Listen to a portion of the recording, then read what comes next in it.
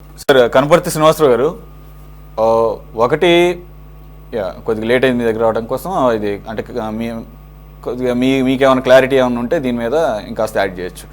ఒకటి, ఎవరైతే ఈ బాలాజీ స్టోన్ క్రషర్స్ ఉంటారో వాళ్ళు టీడీపీకి సానుభూతి పరులని, అప్పట్లో వైసీపీ అధికారంలో ఉంది కాబట్టి టార్గెట్ చేశారని ఇప్పుడు కోటేశ్వర గారు అంటున్నారు. అంటే వాళ్ళు ఒక్కళ్ళైనా స్టోన్ క్రషర్స్లో టీడీపీ సానుభూతి పరులు, ఇంకెవరు స్టోన్ క్రషర్స్ టీడీపీ సానుభూతి పరులు లేరా?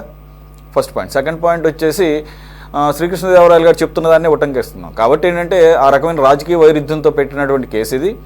రెండు, 10 కోట్ల రూపాయలు మామూలు స్టోన్ క్రషర్స్ బిజినెస్కి అంత భారీ ఎత్తున పెనాల్టీలు వేయటం అనేది అవకాశం ఉండదని చెప్పేసి ఈరోజు జాషువా గారు ఆయన ఇచ్చిన రిపోర్ట్లు చెబుతున్నారు. మరి అదే జాషువా గారి మీద మరి టీడీపీ సానుభూతి పరులుగా చెప్పబడుతున్నటువంటి కంప్లైంట్గా ఉన్నటువంటి బాలాజీ స్టోన్ క్రషర్స్ మరి జాషువా గారిని కూడా ఇది నిందితులుగా చెప్తున్నారు. ఆయనకు 10 లక్షల రూపాయలు ఇవ్వడం జరిగింది, ఆవిడకేమో 2 కోట్ల రూపాయలు ఇవ్వడం జరిగింది, 10 కోట్ల బదులుగా ఈ రకమైన అడ్జస్ట్మెంట్ అని చెప్పేసి. మరి శ్రీకృష్ణదేవరాయలు గారు ఈరోజు 2040 వరకు సర్వీస్ ఉన్నటువంటి యంగ్ పర్సన్, చాలా ఫ్యూచర్ ఉన్నటువంటి జాషువా గారికి సర్టిఫికేట్ ఇస్తూ మాట్లాడటాన్ని ఎలా చూడాలి? మరి కంప్లైంట్ పరంగా చూస్తే మరి ఆయన పాత్ర కూడా కనపడుతుంది కదా. ఆయన రిపోర్ట్ని అంతవరకు దీన్ని టీడీపీ సమర్థిస్తుంది. సార్, ముందుగా ప్యానల్లో ఉన్న మీకు మిత్రులందరికీ కూడా నమస్కారాలు, మన వీక్షకులకు కూడా.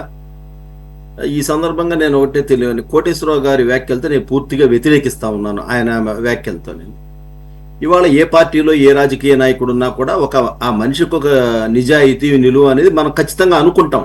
జగన్కు ఉండే క్రెడిబిలిటీ జగన్కు ఉంటుంది, చంద్రబాబు నాయుడు గారికి ఉండే క్రెడిబిలిటీ చంద్రబాబు నాయుడుకు ఉంటుంది, పవన్ కళ్యాణ్ వ్యక్తులు మనం ఏం చెప్పినా ముగ్గురు రాజకీయాల్లో ఉన్నారు కాబట్టి అంటే ప్రజలు ఒక నిర్ణయానికి వస్తారు ఎవరంటే ఏంటి అనేది. ఇక్కడ శ్రీ కృష్ణదేవరాయలు అనే వ్యక్తి ఏంటి, అతని కెపాసిటీ ఏంటి, వాళ్ళ నాన్న లావురు అత్తయ్య గారు ఏంటి, ఎప్పటి నుంచి విద్యా సంస్థలు నడుపుతున్నాడు, నిజాయితీగా నడుపుతున్నాడా, లేకపోతే ఎట్లా నడుపుతున్నాడు, లేకపోతే ఈ కుర్రాడు ఎక్కడ చదివి వచ్చాడు, ఐఐటియా ఎన్ఐటియా ఎక్కడ చదివి వచ్చాడు, ఇతను ఏంటి. ఇప్పుడు ఇద్దరు రాజకీయాల్లోకి ఒకేసారి వచ్చారు, ఒకే పార్టీలో ఉన్నారు.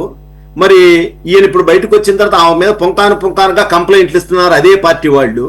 మరి అదే ఎంపీ గారి మీద ఏ ఒక్కరు కూడా ఇట్లా అధికారాన్ని అడ్డు పెట్టుకొని మా ఎంపీ ఇట్లా చేశాడని ఒక్కళ్ళు కూడా కంప్లైంట్ ఇవ్వాల. ఇవాళ విడదల రజనీ గారి మీద ఆ పార్టీ వాళ్ళ బంధువులు ఇస్తున్న మల్లెల రాజేష్ నాయుడు గారని ఆ పార్టీలో సీట్ ట్రై చేసినాయని చెప్పాడు. నా దగ్గర 4 కోట్లు తీసుకుంది, సీట్ ఇప్పిస్తానని చెప్పి తర్వాత పసుమర్రు రైతుల దగ్గర మళ్ళీ సగం డబ్బులు రిటర్న్ కట్టేసింది, చెక్కులు ఇచ్చింది, మళ్ళా ఆ ప్రూఫ్ ఉన్నాయి. అట్లానే పసుమరు రైతుల దగ్గర, ఎడవల్లి రైతుల దగ్గర, అలానే కోటాను కోట్లు వసూలు చేసింది, వైన్సోళ్ల దగ్గర వసూలు చేసింది. ఆమె ఎవరి దగ్గర వసూలు చేయలేదు.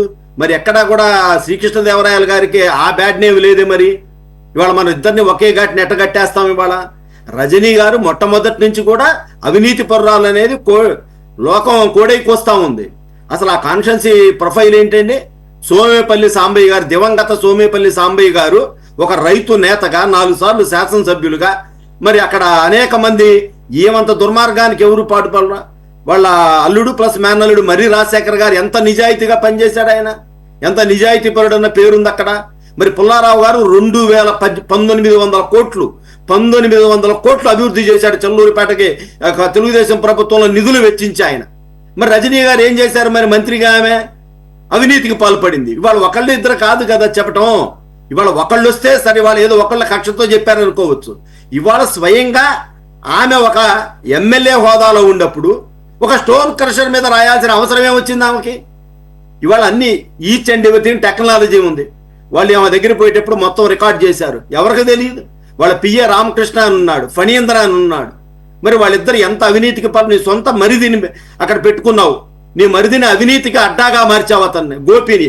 అరగండి గుంటూరు జిల్లాలో ఎవడడిగినా గోపి అంటే ఏం చెప్తారు? ఇవాళ మనం చెయ్యాలి, దొరకాలి అక్కర్లేదు సార్.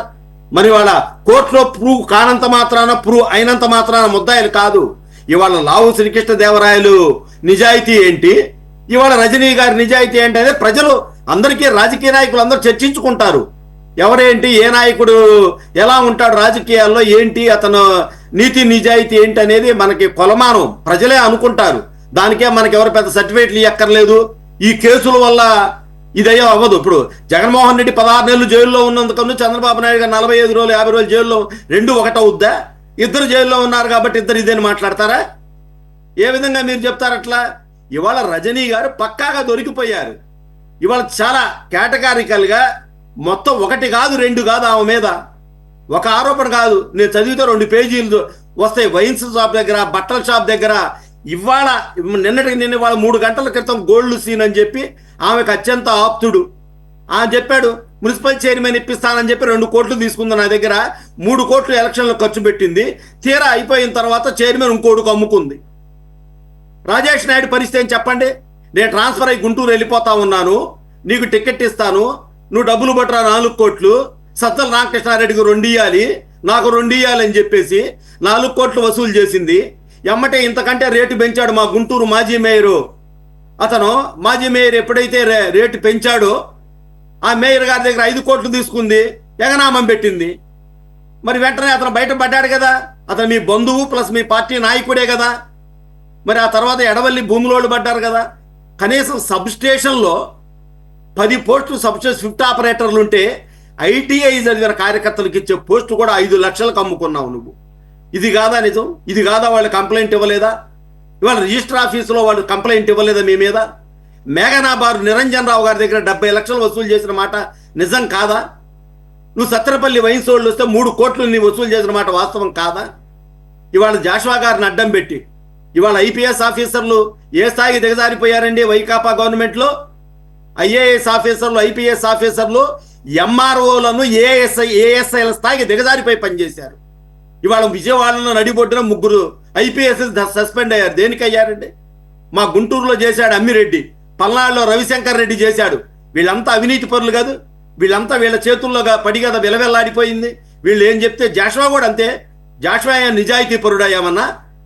ఇవాళ జాషువా ఇరుక్కున్నాడు కాబట్టి ఈ కేసులో జాషువా రిపోర్ట్ రాశాడు. ఖచ్చితంగా జాషువా కూడా ముద్దాయే దీంట్లో. అతనే పెద్ద ఇదని చెప్పి మేమేం చెప్పటం లేదు.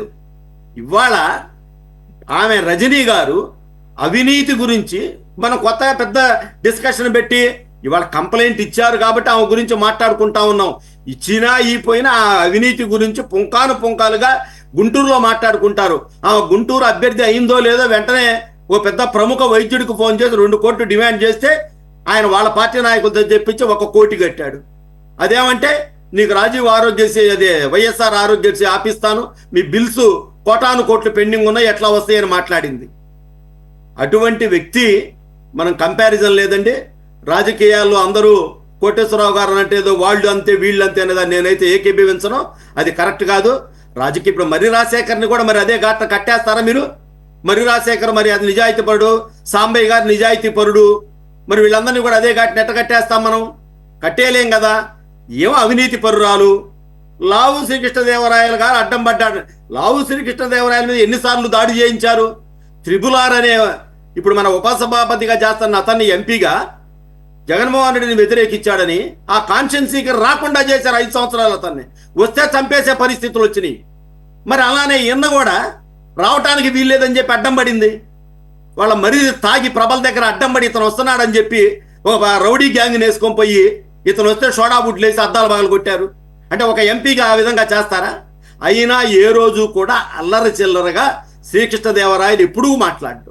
చాలా జెంటిల్ మ్యాన్, కుర్రాడనే కానీ 40 ఏళ్ళు 45 ఏళ్ళ కుర్రాడనే కానీ చాలా అనుభవం ఉన్న వ్యక్తిలాగా చాలా చక్కగా ఈ 5 సంవత్సరాలు మేము ప్రత్యర్థి పార్టీలో ఉన్నా కూడా చూసాం. ఏ పార్టీలో ఉన్న అవినీతి పరుడు అనుకుంటామండి. ఇవాళ వైసీపీ నాయకులు ఏం చెప్పారు? ఇదిగో ఈ తెలుగుదేశం పార్టీలో నుంచి వచ్చిన రోజా, కొడాలి నాని, వంశీ వీళ్ళు మా పార్టీని నాశనం చేశారు, వీళ్ళ వల్లే ఇట్లా అయిపోయింది. ఆడ ఫిల్మ్ డెవలప్మెంట్ కార్పొరేషన్ చైర్మన్ పదవికి డబ్బుకి కక్కుతుపడి ఆ పోసాని కృష్ణమురళికి ఇచ్చి స్క్రిప్ట్ చదివి ఆ పవన్ కళ్యాణ్ గారిని ఆ విధంగా తిట్టి మా బతుకులు ఎట్ట అయిపోయినాయి అని వైసీపీ వాళ్ళే బాధపడతా ఉన్నారు. ఇవాళ వైసీపీ వాళ్ళు కూడా 1-2 ఉన్నారు, వాళ్ళందరూ వాళ్ళు అదే బాధపడతా ఉన్నారు, వీళ్ళ వల్ల ఎట్ట అయిపోయామని చెప్పేసి. కాబట్టి మీరు రాజకీయ నాయకులు అందరూ ఒకటే, అందరూ అవినీతి పరులు అనేది మాత్రం అది మంచి పద్ధతి కాదు. ప్రజాస్వామ్యంలో పనిచేయటానికి వచ్చిన వాళ్ళు చాలా మంది ఉన్నారు. తన ఆస్తులు పోగొట్టుకొని పనిచేయటానికి వచ్చిన వాళ్ళు మరి రాజశేఖర్కి ఏం ఆస్తి ఉందండి ఆయనకి? సోమపల్లి సాంబయ్య గారి చల్లూరుపేట నియోజకవర్గంలో ఏం ఆస్తి ఉందండి ఆయనకి? తాజా కృష్ణమూర్తి ఎమ్మెల్యేగా చేసిన ఏ ఆస్తి ఉందండి? కందిమళ్ళ జయమ్మ గారికి ఏ ఆస్తి ఉందండి? ఒక్క ఆరోపణ వాళ్ళ మీద చూపించండి. మనం ఎట్లా కడతాం ఒకే విడుదల రజనీ నన్ను వీళ్ళందరినీ? అది కరెక్ట్ కాదు. అది ఇతను మా పెమ్మసాని చంద్రశేఖర్ గారు నా సెంట్రల్ మినిస్టర్. మరి వచ్చి 9 నెలలు 8 నెలలు కాలేదు, ఇవాళ 4 బ్రిడ్జికి 300 కోట్లు శాంక్షన్ చేయించాడు. మరి ఇది గత 20-30 సంవత్సరాలు బట్టి ఆ బ్రిడ్జిల వల్ల కావటంలా. మనిషికి చెయ్యాలనే తపన ఉండాలి. మరి ఆయన మరి అంత ఉన్నతం చదువుకొని అమెరికా పోయినా కూడా ఈ విధంగా వచ్చి ప్రతి శని ఆదివారాలు పార్లమెంటుకున్నా వచ్చి ఇక్కడ ప్రజల సమస్యలు పరిష్కరిస్తా, ముఖ్యంగా వ్యక్తిగత సమస్యలు కాదు, సమాజం అభివృద్ధి చెందాలి, రోడ్లు మంచినీళ్లు, ఆ సమస్యలు నా దగ్గరికి తీసుకురండి అంటున్నాడు. ఇవాళ మనకు దొరికిన ఎంపీలు మాకు పల్నాడు అతను కానివ్వండి, అటు శ్రీకృష్ణదేవరాయలు కానివ్వండి, పెమ్మసాని చంద్రశేఖర్ గారు కానివ్వండి, వీళ్ళందరూ ఎట్లాంటి వాళ్ళు అండి? వీళ్ళు అవినీతి పరురాలా? వీళ్ళు సంపాదించి వీళ్ళ దగ్గర ఉన్న డబ్బు వీళ్ళున్నది వీళ్ళు డబ్బు కోసం ఆశపడేవాళ్ళ? వీళ్ళు రజనీతో మనం పోల్చుతామా వీళ్ళని? కాబట్టి దయచేసి కృష్ణదేవరాయలు పెమ్మసాని గారు ఆమెదాగా అన్నివత అనుకుంటే మాత్రం నేను దాన్ని తీవ్రంగా ఖండిస్తున్నా. ఆమె అవినీతి అనకుండా, ఆమె మొదటి నుంచి ఉన్నప్పుడు మనం ఎందుకు అంటే మనం ఏం చెప్తామంటే కొందరు రాజకీయాలు అవినీతి కోసం వస్తారు. ఆమె కూడా కోట్లున్నా కూడా అవినీతికి అలవాటు పడింది ఆమె. ఇప్పుడు మా పార్టీలో తంగిరాల సౌమ్య ఉన్నారు.